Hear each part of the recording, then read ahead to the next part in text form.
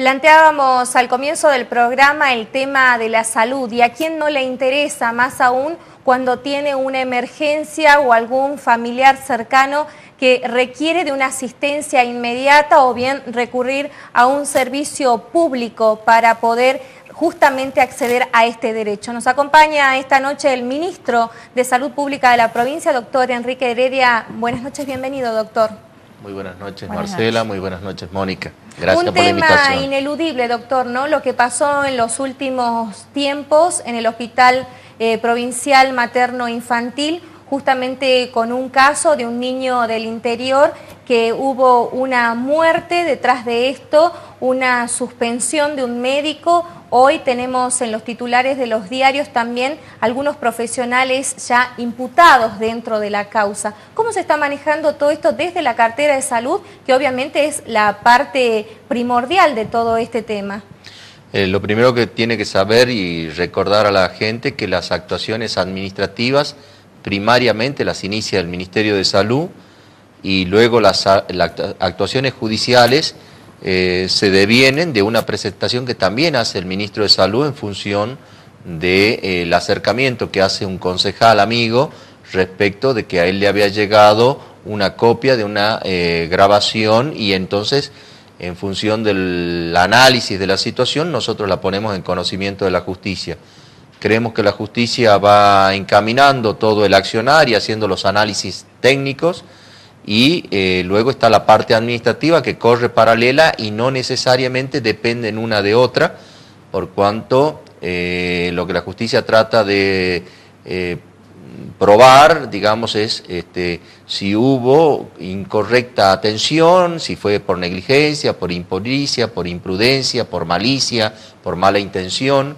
Y eso tiene una responsabilidad obviamente penal. Por el lado administrativo, si se actuó correctamente, si hubo, digamos, el protocolo, si hubo cumplimiento de las funciones que no son propias a los profesionales del arte de curar, y eso va teniendo su devenir. Yo siempre dije, usted lo planteó en la presentación respecto de un colega, no quiero yo analizar el proceder del colega, siempre dijimos que el apartamiento de las funciones de este colega tuvieron un carácter preventivo que está previsto en la legislación vigente, simplemente para que la investigación o los procesos administrativos se hagan acorde y de acuerdo a una evaluación técnica y jurídica, no como pena. Usted se refiere al doctor Federico Chuchu. Claro que usted... Ahora, ¿por qué se toma la medida con un profesional y no con el resto? Porque que hay algunas... son los que hoy la justicia los toma como involucrados. Por eso dije, porque el proceso administrativo lleva una vía y el proceso penal está investigando otros aspectos. ¿Y en qué está involucrado el doctor? No estaba involucrado, sino simplemente para que no obstaculice la investigación. El ¿Por qué? doctor ¿Porque hoy se lo sindica como el grabador de este no, audio? tampoco, no hay una sindicatura especial, digamos una valoración que figuró en la resolución y que no es permanente, no es definitiva. La normativa dice 15 días hábiles prorrogables, con lo cual hasta hoy, o hasta ayer creo, no había habido un pedido de reconsideración y de fundamento para que se evalúe. Hoy nosotros hemos recibido ese pedido administrativo, lo vamos a someter a la vía legal y se tomará la decisión de si se prorroga la suspensión o se la levanta, porque era ese tipo, ¿no es cierto? No era una sanción, doctor, ¿por qué estas sino... suspensiones sin goce de haberes? Por ejemplo, tenemos el caso... Porque no son licencias, son suspensiones. Pero, por ejemplo, tenemos el caso de un narcopolicía, ¿sí? Que mientras estaba prófugo, su familia continuó recibiendo el ingreso que le correspondía por sus haberes. En este caso, este profesional podría se ser le también, suspenden podría los ser ingresos. también motivo de reconsideración, ¿no? Vuelvo a decir, nunca se planteó como un castigo, ¿sí? Y si pero eventualmente... profesionalmente sí constituyó un castigo, ¿no? No lo sé. Y socialmente también. Pero usted como médico... Mire, socialmente le ha pasado a muchos colegas que se los ha apartado. Yo recuerdo el caso muy patente de un director de hospital que después llegó a ser ministro, que estuvo un mes suspendido sin goce de haberes y fue simplemente preventivo. O sea que esto digamos que es en la maraña en que uno a veces no entiende todos los prolegómenos. Lo que sí quiero dejar bien en claro, digamos, nunca hubo mala intención de este ministro para hacer ninguna actitud de la que tiene, y menos con un colega, y simplemente meritúa uno hechos objetivos. Eso fue el motivo. Hasta el día de ayer no había alguna audiencia, algo nunca, jamás, y todo lo que yo me enteré que dijo fue todo por medios periodísticos. Bueno, cada uno está en su derecho, pero después yo me puse a considerar, bueno, que si una persona se siente atacada, agraviada y va por todos los medios diciendo las cosas que ha dicho, bueno, tal vez podía haberme interferido en la investigación, y entonces a lo mejor estuvo muy bien tomada. Menos, doctor, ¿no? Por supuesto, pasar por esta situación donde está en juego la vida de una persona voy al hecho a lo mejor no estuvo involucrado. El planteo, ¿no es cierto? Es decir, si uno tiene, digamos, alguna situación puntual, la vía administrativa es la mejor, no es la de los medios. Yo no he hecho con esta situación ninguna mediatización por manejarme en el ámbito del respeto y del trabajo administrativo. Y toda decisión, digamos, del poder administrativo tiene su vía recursiva, su vía de reconciliación, que nunca se hizo hasta ayer.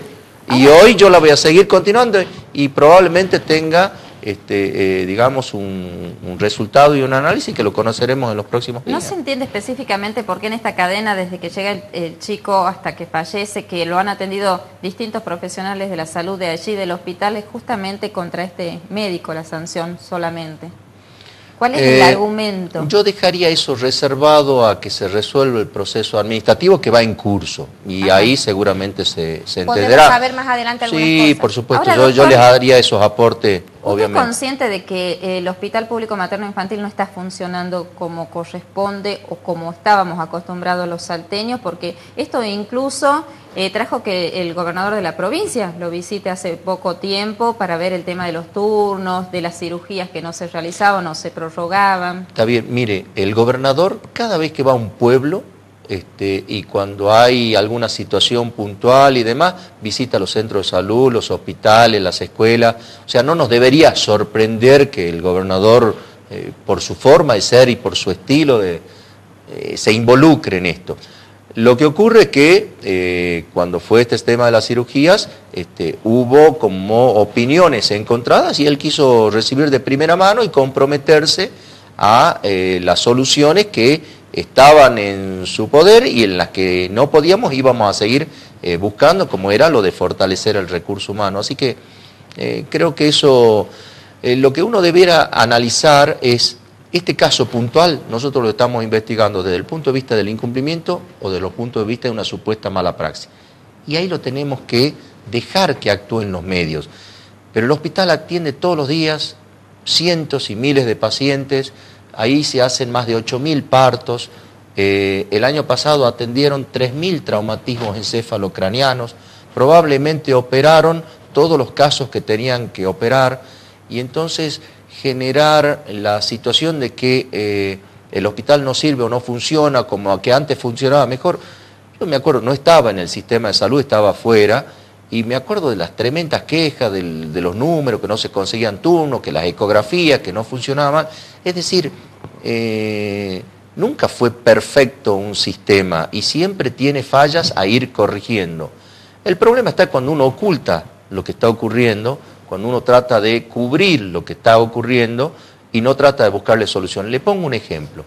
¿Se acuerda que en un momento dado empezamos a estar tapados de casos de bronquiolitis? Sí, bueno, ¿qué hicimos desde el ministerio? Juntamos a los directivos, juntamos a los médicos de guardia y juntamos al primer nivel. Y vimos cuál era la posible solución.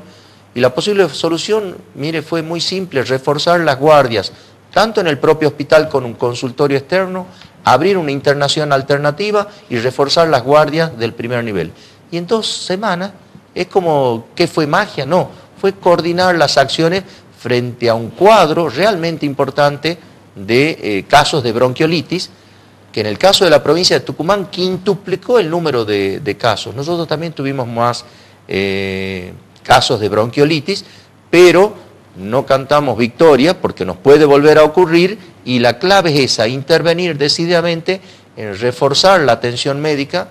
Siempre dijimos, acá lo dije yo en otras ocasiones, de que los recursos humanos que tenemos para atender la situación de salud, no se olvide que casi el 50% de los habitantes de Salta Capital no tienen otra cosa que el sistema público de atención de salud. No tienen otra cosa. Doctor, un punto y eso hay que reforzarlo. Un punto neurálgico en la cadena de atención a los pacientes son los centros de salud. Felizmente, en los últimos días se han inaugurado 3 centros o se han ampliado otros. Estamos hablando de Villa Las Rosas, de Progreso, de Atocha. ¿Cómo vamos a hacer para que cuando la gente vaya al centro de salud esté el profesional y no tengamos que demorar hasta que esa derivación pueda llegar al hospital cabecera como podría ser el hospital materno? Mire, yo justo estaba viendo esta mañana el caso de una jovencita del barrio Solidaridad que ayer fue vista por un trabajo de parto incipiente y que la derivaron al hospital, y en el hospital nos pedían una cierta intervención de tipo de contención humana. Porque la gente no está pidiendo cosas heroicas ni grandes cosas, nos está pidiendo a lo mejor un buen trato. Este buen trato significa cumplir con nuestro horario, con nuestra obligación, para decirlo vulgarmente, no pirarnos, marcar el dedo y no irnos a hacer otra atención, ni de familiar, excepto que fuera una urgencia, una situación catastrófica y no habitual, no de todos los días.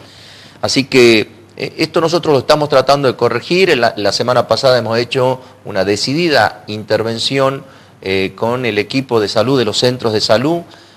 También hicimos otra con los grandes hospitales, porque creemos que ese es un punto neurálgico y clave de lograr que el equipo de salud cumpla las funciones para las cuales se le paga acabadamente. ¿Por qué hay tanta resistencia a cumplir con las horas de trabajo, doctor? Y porque creo que son años de desgobierno. Esto no es algo nuevo, ni que le pasa al gobernador Urtubey, ocurre, fue un hábito, y bueno, nosotros hoy queremos ser más eficientes. No es una cuestión de permanencia. Es una cuestión de que si me pagan tantas horas de trabajo, tengo que cumplirla en cualquier lugar, es así. Ahora, ¿existe el compromiso por parte de los jefes de los centros de salud para que todo el personal cumpla? Porque por ahí somos amigos y andá y volvé y después seguís con tus horas de trabajo. No puedo decirlo de todos, pero va empezando, y creo que en ese camino tenemos que transitar. O sea, forma parte de asumir nuestra propia responsabilidad. Y obviamente el control ciudadano nos va a ayudar muchísimo. Los medios ejercen una acción de control muy, pero muy importante. ¿Usted está dispuesto a poner sanciones a quienes no cumplan? Y estoy dispuesto a ponerme a mí si yo no cumplo. Imagínese cómo no lo haría con alguien que no cumple. Pero quiero decirle que la gran mayoría cumple. Por eso tenemos los indicadores que tenemos, los resultados que tenemos. Imagínese, el 50% de nuestra provincia requiere de eso. Si todo el mundo no cumpliera, la situación sería catastrófica. Estarían todos enfermos, estarían todos muertos, estaría todo el sistema. Si la mayoría cumple, el programas pasados estuvimos con la secretaria general de APSADES hablando de esta problemática también, y nos decía que hay un problema de mala distribución dentro de lo que es... Eso también. No solo de distribución dentro de los recursos humanos. Por ejemplo, la mayoría de la gente... Sí. La gente común de nuestra ciudad cree que la persona que está en una salita, en un centro de salud de un barrio, es una persona castigada, que está ahí porque se portó mal en el hospital o porque es un inútil. Y al contrario, es nuestro mejor recurso el que está en los centros de salud. ¿Por qué? Porque en los centros de salud se resuelve el 80% de los problemas de enfermedad de la gente. Ahí va la gente con un brote de una enfermedad, se vacuna, un dolor de cabeza, un dolor de estómago, un control de embarazo, es decir, las cosas que no requieren de un hospital. Y es más, nosotros lo queremos reforzar ahora, por ejemplo, poniendo 4 equipos de rayos en 4 centros de salud importantes de la capital. Entonces, usted ya tiene el laboratorio, tiene la consulta, tiene algunas especialidades y los rayos, y realmente va a empezar a ir al hospital cuando tenga otros problemas más graves que superen esta atención. La mayoría de los centros de salud grandes tiene ya su ecógrafo y su ecografista, con lo cual la atención y la cobertura del primer nivel es importantísimo en cualquier sistema de salud. Yo no sé bien por qué nunca funcionó bien en Salta Capital, pero sí funciona en Tartagal, funciona mejor en Orán, funciona en Cafayate, en Angastaco.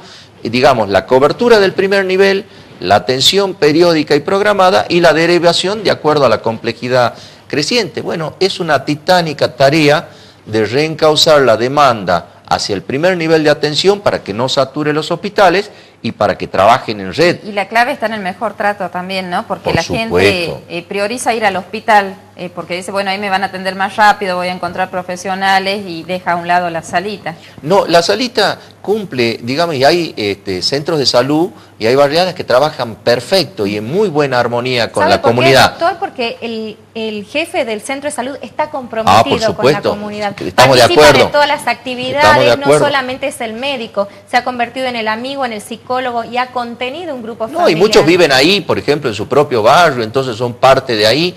No necesariamente son médicos, tenemos muchos jefes de centro de salud que son nutricionistas, mujeres, o odontólogos o odontólogas, ¿no es cierto? Es más, en un hospital de nuestra provincia tenemos un kinesiólogo que es el director del área operativa, un licenciado en comunicaciones que es el director de otra área operativa grande, o sea, digamos, no siempre está reservada esa función al médico, pero bueno, son de los procesos que tenemos que ir mejorando. Si yo pensara realmente que estoy conforme con lo que hemos hecho hasta ahora, por supuesto que no, porque es poquísimo. Primero que yo tengo apenas 8 meses o 9 meses de gestión, sigue siendo todavía un embarazo prolongado, ya le vi la cara, por eso lo relacionaba, pero creo que vamos por buen camino. ¿Por qué? Porque el sistema de salud va obteniendo logros que pareciera que no se ven, pero en los últimos 5 años, que curiosamente coinciden con los del gobernador Urtubey, tenemos las tasas de mortalidad infantil más bajas de la historia de Salta. Y esto no lo digo yo, está publicado, pertenece al Ministerio de Salud de la Nación.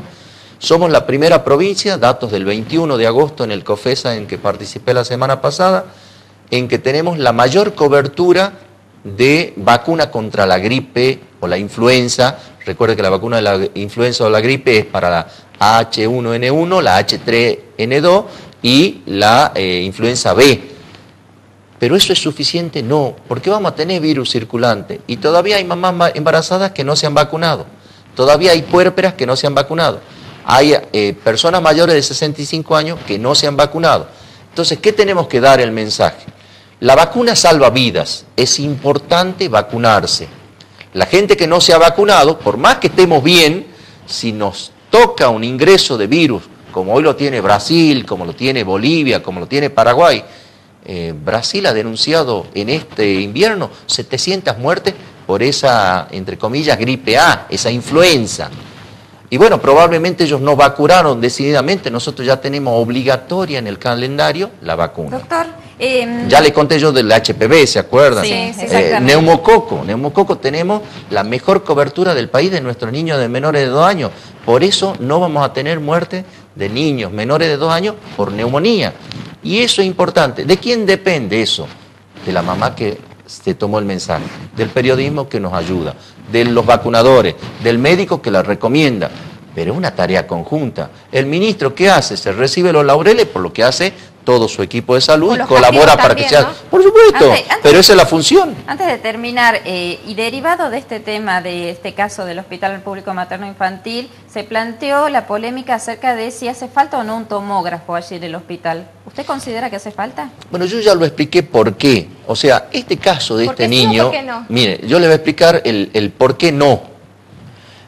Este niño no falleció por el tomógrafo en el hospital, porque de la investigación se vio que el tomógrafo del Estado esa noche hizo una sola tomografía entre las 4 y las 5 de la mañana. Sí. O sea que no era una cuestión de disponibilidad, ni de trayecto, ni de ambulancia, ¿sí? Segundo, lo que recién les contaba, el Hospital Público Materno Infantil en el año 2011 atendió 80.000 pacientitos en La Guardia. De esos 80.000, 11.000 fueron traumatismos de cualquier tipo. De esos 11.000 traumatismos, de chiquitos que se golpearon, se cayeron y demás, 3.000 fueron por traumatismo encefalocraneano en el año 2011. De esos 3.000, solo se hicieron necesarias, por lo que fuera, 700 tomografías, ¿sí? Esto habla, referida a la tomografía del cráneo, de 2 tomografías promedio por día. Usted invertiría $1.200.000 para hacer 2 tomografías por día por supuestos traumatismos, y yo no lo invertiría hoy, pero como lo dije siempre, cuando surgió este tema fue porque un colega dijo, yo tenía uno para que me donen y no lo aceptaron. Entonces dije, yo jamás me dijeron, te dono uno y no lo acepto, al contrario, lo aceptaría. Probablemente en el tiempo debamos ir, pero Salta tiene hoy 2 tomógrafos públicos que pertenecen al Estado y tiene 7 mínimo tomógrafos privados en los cuales podríamos recurrir en caso de emergencia. Orán, por ejemplo, no tienen el hospital y los hacemos a la tomografía en la parte privada y cooperamos, complementamos para poder mantenernos. Doctor, muy breve, no podemos dejar de preguntarle, ¿hubo denuncias a raíz de todo lo que pasó en el Hospital Materno Infantil de que su gerente tendría alguna empresa vinculada al Hospital Materno Infantil? Así como usted hablaba de la parte administrativa y la parte judicial, ¿administrativamente esto se está investigando dentro del Ministerio? Eso yo ya he pedido recaudos de cómo es el contrato, quiénes son los propietarios y todo lo demás. Nos consta, esto dejamos aclarado, que anteriormente a la gestión, digamos, con gerenciadora de capacidad privada, pero el hospital siempre fue público, el hospital, digamos, contrataba servicios y en esos servicios que contrataba el gerente del hospital tenía una intervención porque él no era parte del sistema. No era gerente. No era gerente ni era empleado del sistema. ¿Está conforme con la gestión del doctor de la Arena dentro del hospital? Yo no puedo decir si conforme o no, eso, digamos, se lo voy a decir el próximo miércoles. Sí, no es, pero yo sí quiero decir que si yo estuviera conforme con todo lo que no seguiría trabajando porque ya estaría todo hecho. Hay muchas cosas que me dejan disconformes, inconformes, con mucha bronca, con ganas de seguir trabajando con ese espíritu que le dije. Muy buena intención, muy buenas ganas de que aliviemos el sufrimiento, pero dejar establecido también que a los médicos la palabra curar que la gente entiende como sanar, no significa tal cosa. O sea, muchas enfermedades el médico no las va a poder sanar, pero curar significa cuidar. Y esa es la dignidad que nosotros debemos imponernos como equipo de salud. Cuidar la salud de nuestra gente, hacer todo lo que podamos hacer por la salud de nuestra gente. Doctor Enrique Heredia, muchísimas gracias. Se nos terminó lamentablemente el tiempo, pero le agradecemos su presencia en el programa. Nosotros nos vamos a una pausa y enseguida regresamos.